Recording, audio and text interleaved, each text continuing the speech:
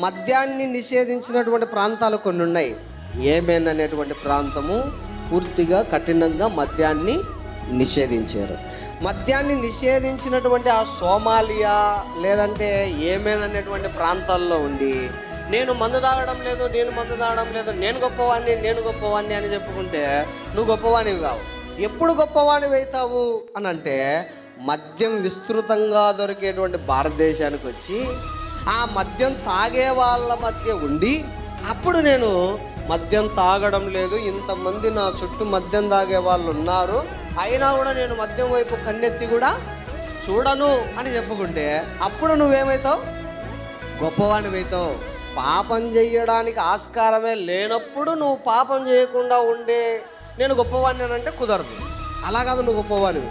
పాపుల మధ్య ఉండి పాపం చెయ్యకుండా బ్రతికినప్పుడు నువ్వు గొప్పదానివి అవుతావు. ఒక యేసుక్రీస్తు ప్రభుల వారు చూడండి, చుట్టూ పాపులే ఉన్నారు, అందరూ పాపం చేసే వాళ్ళే.